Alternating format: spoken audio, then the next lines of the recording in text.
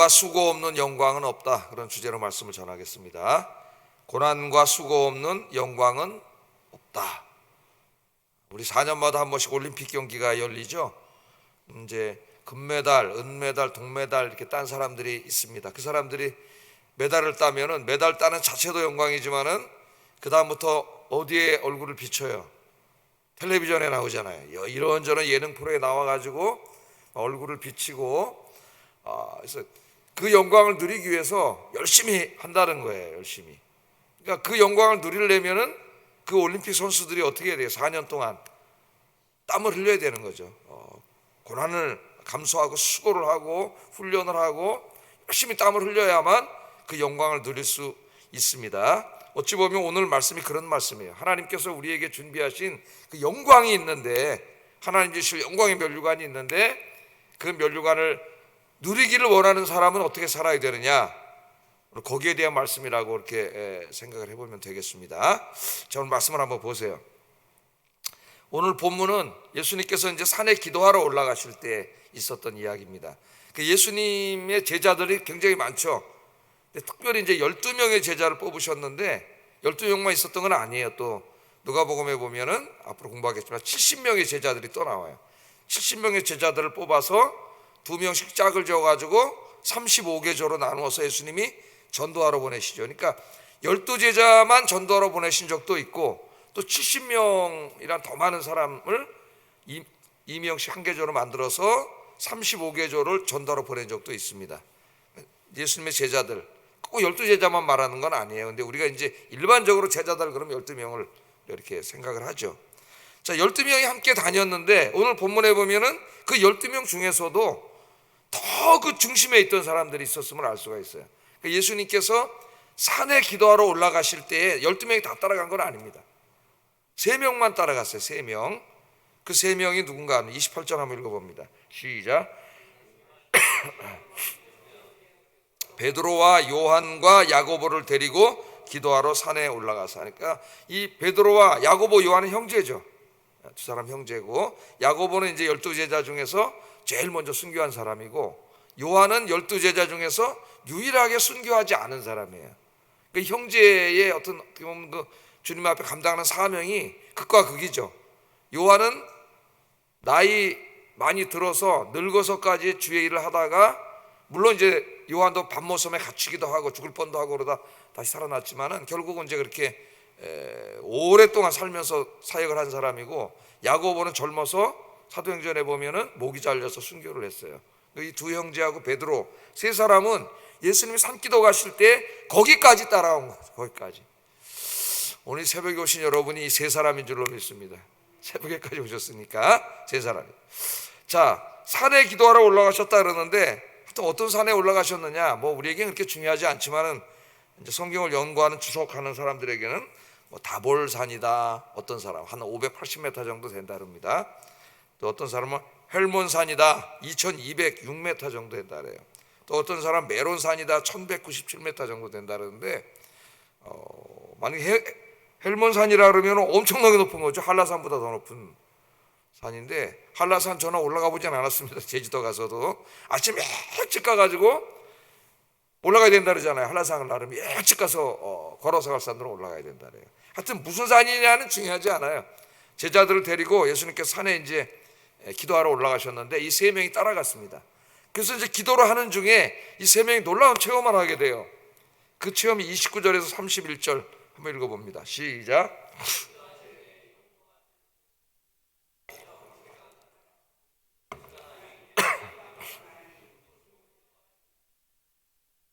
장차 예수께서 예루살렘에서 별세하실 것을 말할세.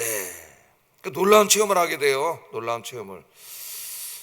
제가 언젠가 한번 중세에 카톨릭 신학을 집대성했다고 할 수 있는 토마스 아퀴나스라 그러죠. 우리가 알고 있는데 이분에 대해서 이야기를 했죠. 이분이 신학대전 1을 썼는데 신학대전 2를 쓰고 이제 또 2를 쓰려고 이렇게 준비를 하고 있다. 어느 날 새벽 미사를 집전하다가 놀라운 체험을 하게.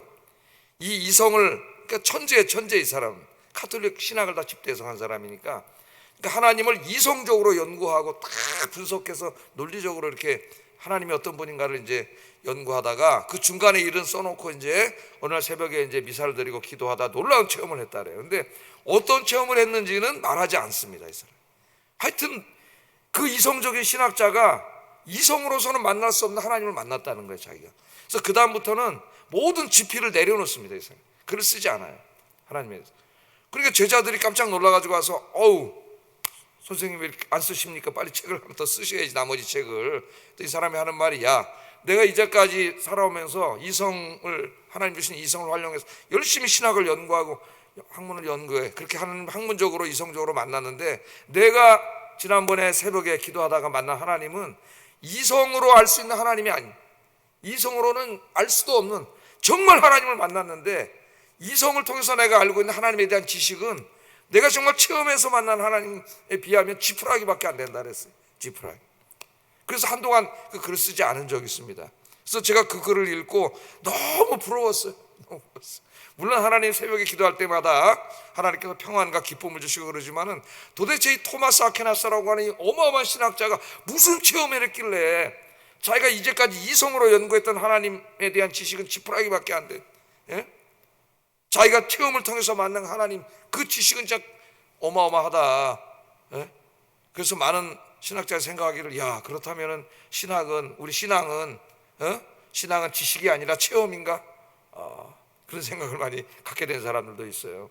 그래서 하나님, 이 새벽에 기도할 때에 놀라운 하나님이 살아계심에 대한 놀라운 체험을 하게 해 주시옵소서. 그 체험이 꼭 신비한 뭐가 아니더라도 하나님이 살아계심을 내 마음의 확신이나 또 기쁨이나 평강이나, 정말 하나님 살아계시는구나 하는 놀라운 체험이 여러분 이 새벽에 기도하다가 있기를 주의 이름으로 축복합니다. 예. 자, 이 세 사람이 놀라운 체험을 했는데 어떤 체험을 했느냐? 29절 31절 한번 읽어보겠습니다. 시작.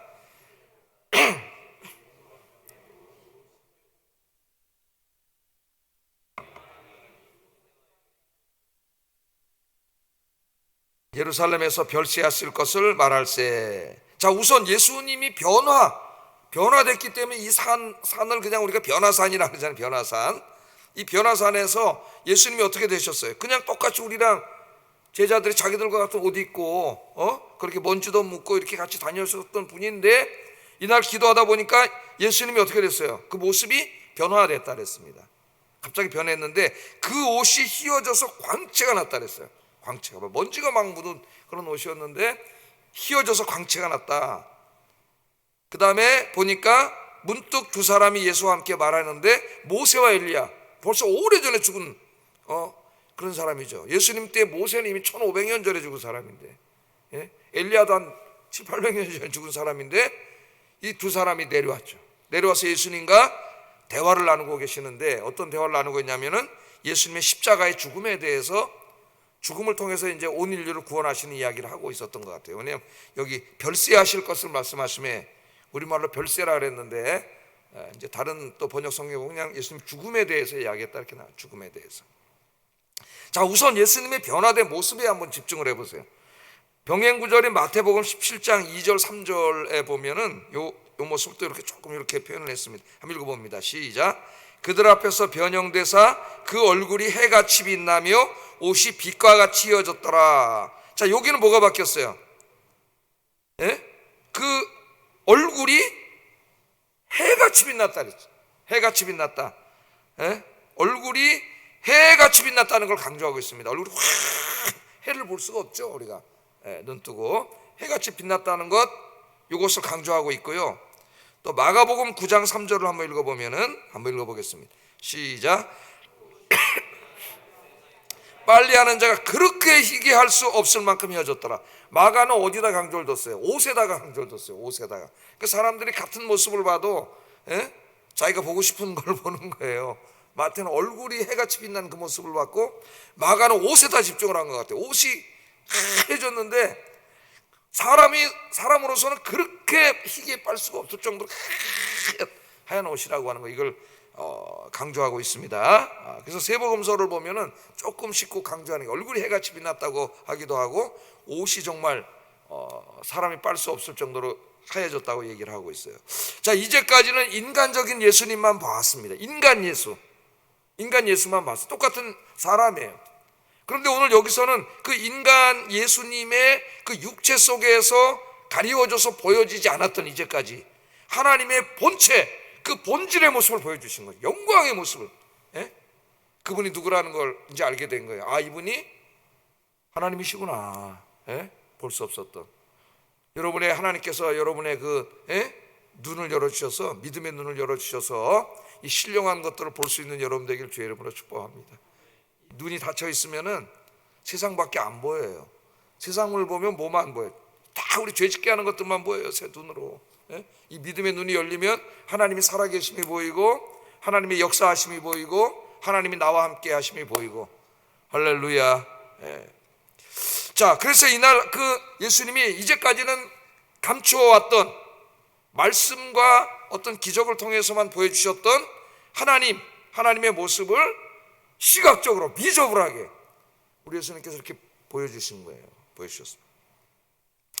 자, 그런데 이 영광의 모습은 예수님의 본체를 보여준과 동시에, 예수님이 하나님이시라는 걸 보여준과 동시에 우리에게는 큰 소망이 되는 말씀입니다. 왜냐하면은 이 모습은 장차 모든 믿는 사람들이 받게 될 영광의 모습이기도 하기 때문이에요. 그래서 우리가 이제 성경을 좀 이렇게 같이 합쳐서 읽어보면은 마태복음 13장 43절, 또 계시록 19장 8절 이게 읽어보면은 여기 나온 예수님의 모습이 바로 부활한 성도들의 모습이라는 걸 알 수가 있어요.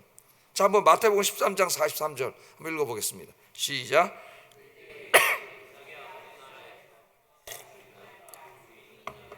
자, 의인들은 아버지 나라에서, 하나님 나라가 이 땅에 임한 다음에 그 모습이 해같이 빛나. 누가 지금 해같이 빛났어요? 우리 예수님이 해같이 빛났잖아요. 해같이 빛나게 될 것이다, 이렇게 말을 하고 있습니다. 요한계시록 19장 8절 한번 읽어보겠습니다. 시작. 깨끗한 세마포 옷을 입도록 하셨으니, 오늘 예수님이 사람이 빨아서 그 정도로 희게 빨 수 없을 정도로 흰 옷을 입었다 그랬는데, 나중에 천국에서 우리 하나님께서 어떻게 해요? 빛나고 깨끗한 세마포 옷을 입혀주셨다, 그렇게 말씀을 하고 있잖아요. 그리고 두 모습을 합치면은 지금 예수님의 모습이에요. 예수님의 모습.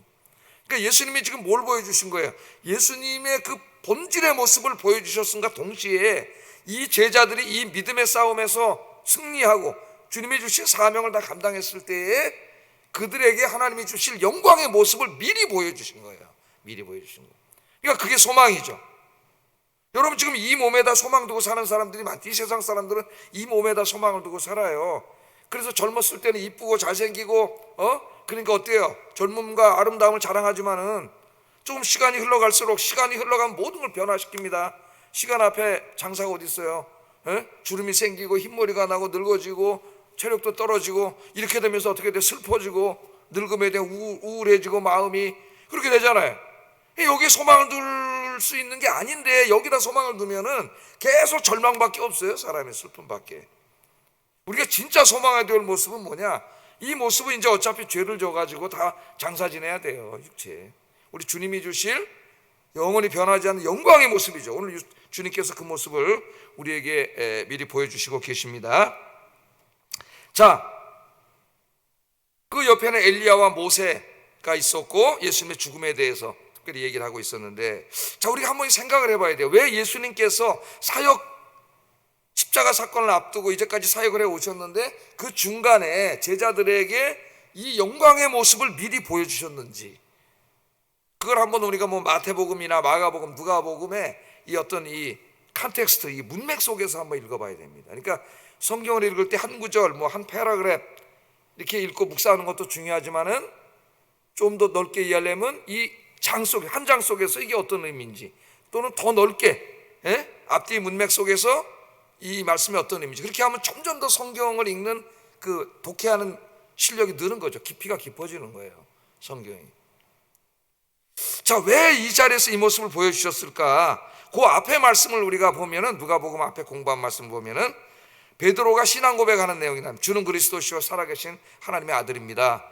사람들이 나 누구라 그러느냐? 뭐 엘리야입니다, 선지자입니다, 뭐 막 얘기하니까 너희는 나를 누구라 하느냐? 주는 그리스도시요 살아계신 하나님의 아들입니다. 올바른 신앙 고백을 했을 때에 그때 비로소 예수님이 자신의 십자가의 죽음에 대해서 가르쳤다 그랬어요. 그 전까지는 믿음이 어려서 안 가르쳤어요. 십자가의 죽음에 대해서. 죽는다 그러면 다 도망가 버리니까 겁나서. 근데 그 올바른 신앙 고백을 하고 그 모습을 보고 예수님이 비로소 예수님의 십자가에서 죽으심에 대해서 가르쳤어요. 죽으심으로 온 세상을 구원하는 일에 대해서 가르쳤고, 그 십자가의 죽으심을 가르치면서 그 다음에 무슨 말씀하셨어요? 나를 따르는 자는 앞으로 모두가 자기를 부인하고 자기 십자가를 지고 나를 따라야 된다. 이렇게 말씀을 하니까 이 제자들의 마음이 어떻겠어요? 인간적으로 굉장히 부담이 생겼어요.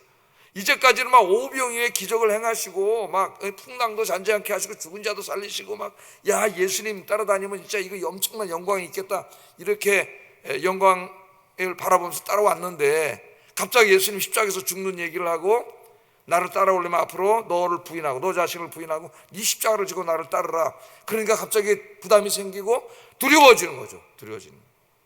우리의 마음도 그렇잖아요. 설교 들을 때 예수님 믿고 건강하고 복받고 막 이렇게 왔는데 어느 날 목사님 설교 듣는데 나를 따라오려거든 자기를 부인하고 자기 십자가를 지고 나를 따르라. 십자가는 사명의 십자가입니다.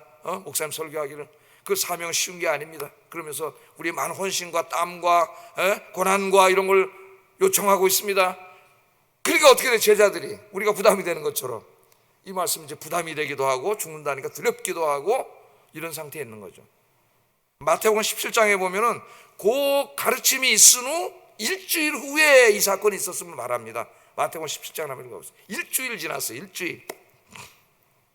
이때 예수님께서 이 모습을 보여주신 거예요. 이 모습을. 그러니까 그 예수님이 일주일 전에 가르쳤던 나를 따라오려면 자기를 부인하고 자기 십자가를 지고 나를 따르라. 십자가를 진다는 말은 그 맨날 보잖아요. 그 제자들이 죄수들이 십자가 끌고 와서 매달려서 끔찍하게 죽는 모습을, 그 모습을 보면서 두려움 속에 빠져 있을 때에 우리 예수님이 영광의 모습을 보여준 거예요. 이 십자가를 지는 길을 가려면은 이 세상에다가 소망 두고 사는 사람이 이 길을 갈 수가 없어요. 이 세상에 내가 누려야 될 많은 것들을 희생하고 포기해야 돼. 주님 맡겨준 이 복음과 교회에 대한 사명을 감당하려면 나의 많은 수고와 헌신을 요청하고 있어요. 이 길을 가려면은. 그래서 이 길을 가라고 가르치신 이후에 이 길을 가려면은 하나님께 소망을 두고 살아야 돼요. 하나님의 약속에 소망을 두고 살아야 돼. 그래서 그 하나님이 우리에게 약속하신 이 길을 다 걸어간 사람들에게 약속하신 그 영광의 모습을 미리 보여준 거예요. 하나님의 나라에서 부활하여 신적인 몸을 입고 하나님과 같은 몸을 입고, 하나님 같은 몸이 뭐예요? 죽지 않고 병들지 않고 늙지 않고 변화되지 않는 몸이죠. 이 몸하고는 이런 몸이 아니에요. 부활의 영광스러운 몸을 입고 하나님과 함께 영원히 사는 그 영광의 모습을 미리 보여준 거예요. 미리 보여준. 자, 그 영광의 모습에 대해서 사도 바울은 빌립보서 3장 20절 21절에 이렇게 얘기합니다. 한번 읽어보겠습니다. 시작.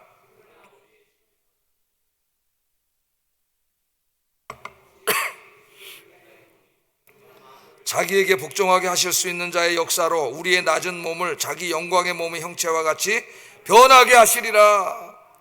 우리의 낮은 몸은 이 몸입니다. 이 몸은 늙고 병들고 죽죠. 뭐 자기가 아무리 건강하고 뭐 운동을 하고 그래도 시간이 지나면 늙게 돼 있어요. 힘이 빠지고 그렇게 돼 있습니다. 죽게 돼 있어요. 이 낮은 몸을 자기 영광의 몸의 형체, 그 하나님의 영광의 몸의 형체를 있게 하신다는 거예요. 그렇다고 하나님이 되는 건 아니라 그랬습니다. 우리가 그럼 큰일 나는 거예요. 하나님은 창조주고 우리 피조물이지만 그 하나님과 같은 그런 수준의 영광의 몸으로 이 몸을 바꿔주신다는 거예요. 그게 뭐예요? 부활이죠. 부활한 이후에 그 몸은 어떻게 돼요?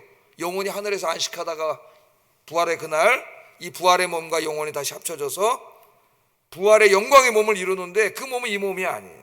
이 몸이 영광의 몸이에요. 그런데 그 몸을 자기 몸의 형체라, 자기 몸, 하나님의 몸의 형체, 신적인 그런 몸으로 주신다. 이게 바로 그 모습이에요. 그 영광의 모습을 미리 보여주신 것이죠. 그러니까 이제부터 제자들은 여기에 소망을 두고 살겠죠. 여기에 소망을 두고 살잖아요. 바울처럼 예수 믿기 전에는, 예수님 만나기 전에는 막 돈, 지식 막 이런 거에 소망을 두고 살아가지고 당대 최고의 학자였고 부자였고 로마 시민권도 있고 가문도 대단한 사람이고 여기 최고 가치를 두고 살았지만은 부활하신 주님 만나고 보니까 다 뭐라 해? 똥 같은 것들이 이게 다 배설물 같은 것들이. 하늘의 영광을 보고 보니까 인간이 이뤄놓은 이런 것들은 아무것도 아니야. 돈, 지식 이런 것들이 부질없는 것들임을 깨닫고 그 하늘의 영광을 바라보면서 십자가만 바라보고 나는 달려간다. 바울이 그랬잖아요. 예? 그래서 나중에 죽기 전에 쓴 디모데 후서에서는 어떻게 돼요? 이제 내가 믿음의 싸움을 다 싸우고 달려갈 길을 마치고 믿음을 지켰으니 하나님 나에게 영광의 면류관을 주실 것이다. 예? 무슨 올림픽 선수도 아닌데 무슨 하나님 면류관 씌워줄까요? 바로 영광의 면류관이 바로 이 모습이에요. 영광의 몸. 그래서 바울 서신에서 영광이라고 할 때는 우리가 말하는 글로리 그런 의미라기보다는 바로 이 영광의 몸을 말하는 거예요. 영광의 몸, 주님이 주신. 자, 이 몸을 소망하는 사람만이, 이 천국에 대한 소망, 영생에 대한 소망을 가진 사람만이 자기 십자가를 지는 사명을 감당할 수 있다. 이 길을 걸어갈 수 있기 때문에 주님이 영광을 미리 보여주신 겁니다. 여러분이 기도 시간에, 예배 시간에, 성경을 읽는 시간에 이 주님이 약속하신 영광에 대한 이 약속의 말씀이 여러분 시각화되고 믿어지고 확신으로 다가오기를 주의 이름으로 축복합니다. 이 하늘에 대한 소망이 무너지면 이 땅에서 십자가를 지는 헌신의 삶을 살 수 없어요. 왜냐하면 땅만 바라보기 때문에. 그럼 세상으로 가는 거예요. 그래서 여러분 기도 시간에, 예배 시간에 바로 이런 믿음이 이렇게 시각적으로 보여지고 여러분 가슴속에 소망으로 다가오고 확신으로 다가오고 이게 기쁨이 되는 여러분 되시기를 주의 이름으로 축복합니다. 그러면 우리의 삶의 방향이 바뀌어요. 바울처럼 이제는 더 이상 그 배설물 같은 거 얻으려고 뛰어다니지 않아. 하나님이 나에게 허락하신 인생을 더 가치 있고 의미 있는 일에 쓰면서 살 수 있어요. 그러려면은 영광에 대한 소망이 가득해. 이 영광에 대한 소망이 가득하려면 어떻게 돼요? 늘 예배드리면서 말씀 듣고 기도하고 성경 읽고 그래야 약속에 대한 이 영광의 말씀 내 마음속에 가득해지고 이게 어떻게 됩니까 여러분? 믿음으로 다가올 거 아니에요? 오늘 시간에 여러분 마음속에 세상으로 가득 찬 거 세상 거 다 빼내고 이 영광에 대한 소망을 가득 채우기를 주의 이름으로 축복합니다. 늘 말씀 묵상하면서 기도하세요. 그러면 소망이 가득 차져요. 자, 베드로가 이 영광 천국의 모습을 본 거예요. 천국의 모습을 봤습니다. 야, 이걸 맛본 후에는 세상으로 내려가기가 싫었던 것 같아요. 그냥 이렇게 살았으면 좋겠다. 너무 좋아가지고 32절 33절 읽어보겠습니다. 시작.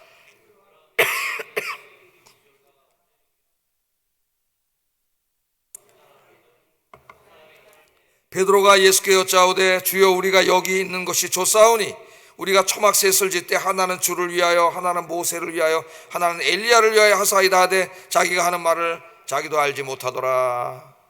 그렇게 말합니다. 함께 있는 자들이 졸다가 깨어나가지고 보니까 세 분이 있고 여기 완전히 천국이 그렇게 존경하던 모세님도 여기 와 계시고 엘리야님도 여기 와 계시고 야 여기 천국이 이루어지고 예수님도 영광의 하나님 모습이고 세상에 가기가 싫었어요. 은혜 받으면 세상이 싫어진다니까. 자꾸 교회 오고 싶고 예배 드리고 싶고 봉사하고 싶고 이 은혜 받은 사람의 모습이에요.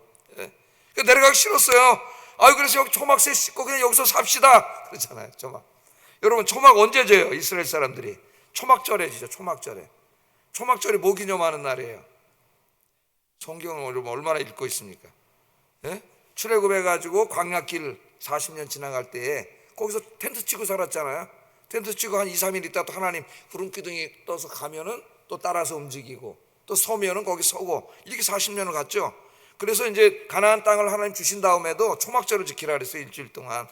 그럼 텐트 가지고 나와서 초막절 일주일 동안 집에서 자는 게 아니고 이스라엘 사람들은 광야를 생각하면서 텐트 치고 자는 거예요.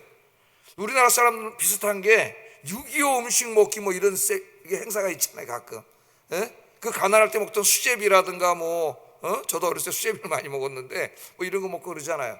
비슷한 거라고 생각하면 됩니다. 텐트 치고 일주일 있으면서 불편하게 살면서 뭘 생각하는 거예요?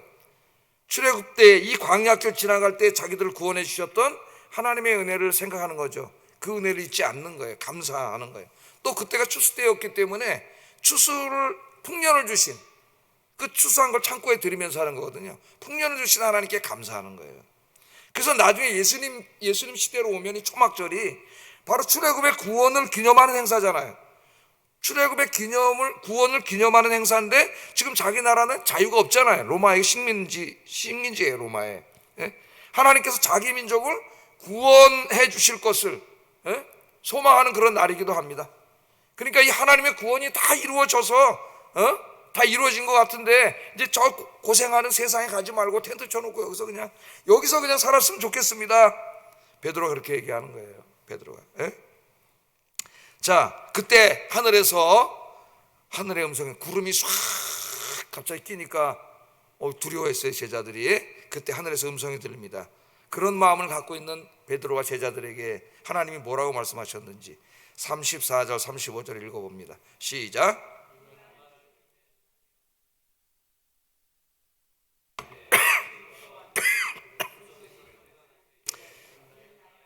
택함을 받은 자니 너희는 그 말을 들으라 하고 하나님이 말씀을 하셨어요. 다시 한번 제자들에게 여기 있는 이 사람이 누구라고요? 내 아들이다. 하나님의 아들, 성자 하나님, 메시아요 구원자임을 하나님 다시 한번 확신을 시켜주신 다음에 뭐라 그래요? 너희는 그의 말을 들으라. 이렇게 말씀. 그의 말. 예수님이 뭐라고 말씀하셨어요? 나를 따라오려거든 자기를 부인하고 자기 십자가를 지고 나를 따르라 그랬잖아요. 그 말을 들으라 그런 말이에요.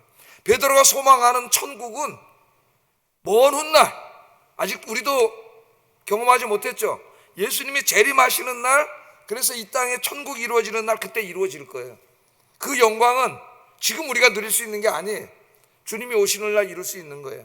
그럼 그 주님이 오시기 전까지, 재림하시기 전까지 이 당시에 베드로와 그 제자들이나 우리의 사명은 똑같습니다. 그거는 뭐예요? 세상으로 나가서 자기를 부인하고 자기 십자가를 지는 사명을 감당하는 거예요. 지금 그 영광을 누리는 시기가 아니에요. 그 영광은 주님이 재림하셔서 하나님 나라가 이 땅에 이루어졌을 때 베드로가 소망하는 그 영원한 안식이 있을 거예요. 그 영원한 안식을 우리는 지금은 바라보는 거예요. 그거는 여전히 미래적인 것이고 우리의 소망입니다. 그 소망을 가진 자들은 오늘 하나님 말씀하시기를 예수님의 말씀을 들으라 그러잖아요. 세상으로 가야 돼요. 다시 오늘 여러분들은 세상에 나가서 세상의 빛과 소금이 돼야 돼요. 세상으로 나가서 직장생활도 하고 장사도 하고 학교도 가고 사람들과 만나고 여전히 세상을 살면서, 그러나 세상 사람처럼 탐욕과 욕심에 사로잡히지 않고 자기를 부인하고 자기 십자가를 지는 사명을 감당하면서 살아야 된다. 하나님이 그렇게 말씀을 하셨습니다. 너희는 그의 말을 들으라 그렇게 말씀을 하셨잖아요.